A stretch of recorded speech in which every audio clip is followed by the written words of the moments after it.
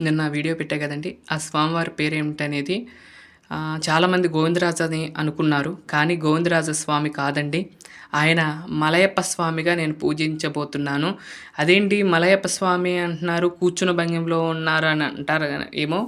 కాకపోతే నాకు అనిపించింది మనం ఎక్కడ చూసినా కూడా స్వామిని నుంచున్న భంగిమలోనే నీల విరాట్ స్వరూపుడిని, ఆ నీలమేఘశ్యాముడిని అలా చూస్తూ ఉంటాం అన్ని చోట్ల గూడా ఉత్సవమూర్తిగా వెంకటేశ్వర స్వామివారు.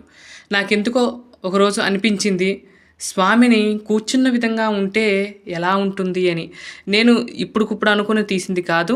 ఇయన్నీ గూడా ఒక నెల, నెల రోజుల నుండి, నెల 15 రోజుల నుండి గూడా ఇదే జరుగుతుంది నాకు మనసులో. ఏంటంటే స్వామిని అన్ని చోట్ల నుంచునే ఉంటున్నాడు స్వామి.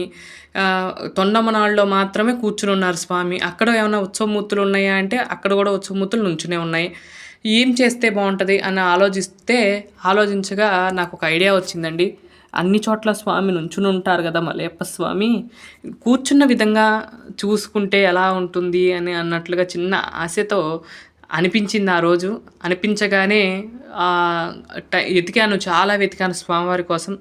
ఎంత వెతికాను అంటే గనక అన్ని చోట్ల ఎక్కడెక్కడ ఉంటాయి ఏంటి అనేది మొత్తం చూసుకున్నాను. కానీ ఎక్కడా దొరకలేదు. నాకు లాస్ట్‌గా మదురైలో దొరికిందండి ఈ విష్ణుమూర్తి విగ్రహము. మదురైలో ఆ విగ్రహాన్నయితే తీసుకున్నాను. అలాగే అమ్మవార్లొచ్చేసరికి మదురైలో గాని ఎక్కడ దొరకలేదు. అయితే నాకు ఈ అమ్మవార్లొచ్చేసరికి హైదరాబాద్‌లో కొమరవెల్లి అనే టెంపుల్ దగ్గరైతే దొరికినవి.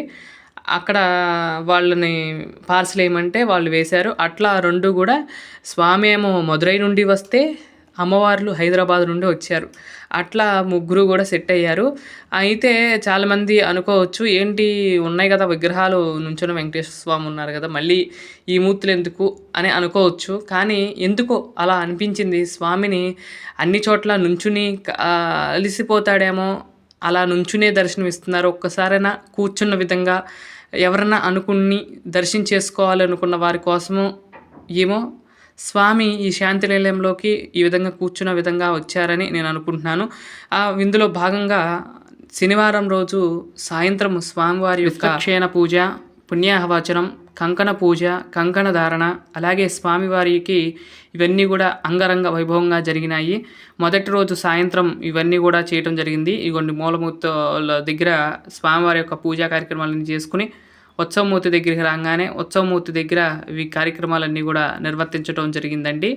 ఈ విధంగా అగ్ని ద్వారాగా శుద్ధి చేయటాన్ని ఇక్కడ జరుగుతుంది. ఇక్కడ అగ్ని ద్వారాగా అన్ని జలముతోనూ, నీరుతో అన్నిట్లో జరుగుతున్నట్లుగా ఇక్కడ కూడా అగ్నితో స్వామివారికి శుద్ధి కార్యక్రమం అనేది జరుగుతున్నది.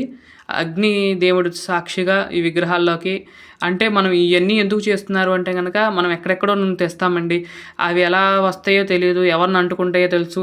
అలాగే మనం తయారు చేసేటప్పుడు తొక్కుతారు, ఒక్కొక్కసారి కింద పడేయాల్సి వస్తుంది. కొన్ని సార్లు ఏదో ఒకటి చేయాల్సి వస్తుంది, సుత్తి పెట్టుకోవాల్సి వస్తుంది. అన్నీ ఉంటాయి. అవన్నీ కూడా దోషాలన్నీగా ఉంటాయి.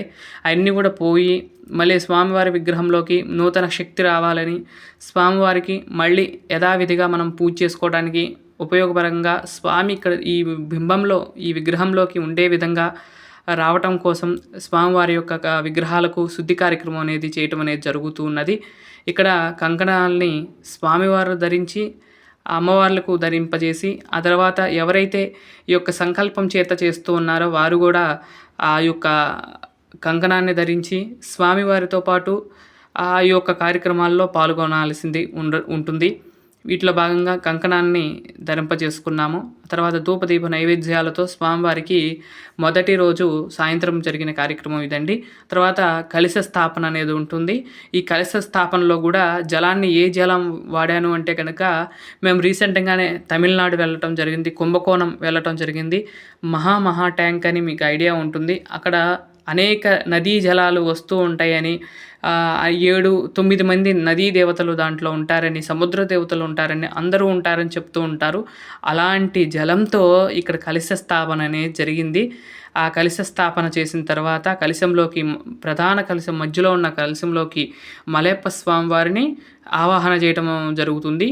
కుడివైపున శ్రీదేవి, ఎడమ వైపున భూదేవి అమ్మవార్లను ఆవాహన చేసి వారందరికీ కూడా విశేషమైన ఆరాధన అనేది ఉదయం సాయంత్రం చేసి మూడవ రోజు ఈ యొక్క జలంతో స్వామివారికి సంప్రోక్షణ చేయటంతో స్వామివారి యొక్క ప్రతిష్టా మహోత్సవం ఆ బింబంలోకి స్వామిని ఆవాహన చేయటం అనేది జరిగింది. అయితే ఈ ఆవాహనం అనేది ఎలా చేస్తాము అంటే గనక మామూలుగా ఆలయాల్లో ఏంటంటే గనక ప్రాణప్రతిష్ఠ చేస్తూ ఉంటారు. కానీ ఇక్కడ చరప్రతిష్ఠగా చేస్తాము. ఎందుకంటే స్వామివారిని ఆయా ఒక్క ఉత్సవాల్లో మాత్రమే స్వామివారిని ఆరాధన చేసి ఆ స్వామివారికి పూజ చేస్తాను కాబట్టి ఆ నిత్య ఆరాధన స్వామివారి మూలమూర్తికే చేస్తాం కాబట్టి ఈ మూర్తులను ఆ యొక్క ఉత్సవాల్లో స్వామి ప్రతిరూపంగా వచ్చి స్వామి అందుకోవటానికి కోసమని మూర్తులను ఆరాధించడం అనేది జరుగుతున్నది. తర్వాత స్వామివారికి ధాన్యాదివాసంగా మొదటి ఆసనంగా ధాన్యాదివాసాన్ని చేయటం అనేది జరుగుతున్నది. ఈ వీడియోలో ధాన్యాదివాసం వస్తుంది చూడండి. స్వామివారిని పడుకోబెట్టి ధాన్యంతో నింపి ధాన్యం ద్వారాగా శుద్ధి చేయటం. అంటే ఇవన్నీ కూడా ఏంటంటే ఆ యొక్క ద్రవ్యాలతో స్వామివారికి శుద్ధి చేయటం, అలాగే ఆ ద్రవ్యాలతో స్వామి వాటిలో ఉండి అధివాసంగా ఉండి ఆ మలినాన్ని మొత్తం విగ్రహానికి ఉన్న కొంచెం ఉంటుంది ఆ చెడంతా కూడా పోయి మళ్ళీ ఇవి ఉత్సవమూర్తులుగా ఆరాధించుకోవటానికి వీలుగా ఈ యొక్క ఉత్సవం మూర్తులుగా తీర్చిదిద్దుకోవటానికి ఇవన్నీ కూడా చేయటం అనేది జరుగుతున్నది. ఇక్కడ ధాన్యాదివాసం అనేది జరుగుతున్నది. చూసి ఆనందించి స్వామివారి యొక్క కృపకు పాత్రులు కాగలరని నేను కోరుకుంటూ మొదటి రోజు కార్యక్రమాన్ని ఇప్పుడు దాకా మీరు వీక్షించినందుకు మీ అందరికీ కూడా ధన్యవాదాలు తెలియజేస్తూ ఉన్నాను. ఆ వెంకటేశ్వర స్వామి వారి యొక్క ఆశీస్సులు మీ అందరి మీద ఎల్లప్పుడూ ఉండాలని కోరుకుంటున్నాను. అలాగే వెంకటేశ్వర స్వామిని మలయప్పగా నేను పూజించబోతున్నాను కూర్చున్న విధంగా. చాలామంది గోవిందరాజు అనుకున్నారు, కానీ కాదండి, ఆయన మలయప్ప స్వామిగా నేను మీదట పూజించబోతున్నాను. ఈయనకే బ్రహ్మోత్సవాలు కావచ్చు, అన్ని ఉత్సవాలు జరుగుతాయి. పాత మూర్తులు ఏం చేశారని మళ్ళీ డౌట్ రావచ్చు. పాత మూర్తులు కూడా యథావిధిగా స్వామివారికి జరుగుతూ ఉంటాయి. కానీ ఆయన కొన్ని ఉత్సవాల్లో ఆయన కూడా పాల్గొంటూ ఉంటారు. ఆయన్ని ఉగ్ర శ్రీనివాస స్వామిగా పూజించడం జరుగుతుంది. మనకు తిరుమలలో పంచబేరాలు ఉంటాయి. మూలమూర్తి ఎలా అయితే మూలమూర్తి, కౌస్తవమూర్తి, ఉత్సవమూర్తి, తర్వాత ఉగ్ర శ్రీనివాస స్వామి, భోగ శ్రీనివాస స్వామి, ఇవన్నీ కూడా కొలువు శ్రీనివాస స్వామి ఎలా అయితే 5 ఉంటారో అదేవిధంగా మన శాంతినిలయంలో కూడా పంచబేరాలు అయితే వచ్చేసాయి. ఈ పంచబేరాలని స్వామి తిరుమల క్షేత్రంలో ఎలా అయితే ఉంటారో అలానే ఇక్కడ కూడా పంచబేరాలు అయితే ఉండటం జరిగిందండి. స్వామివారిని మీరు కూడా దర్శనం చేసుకోండి.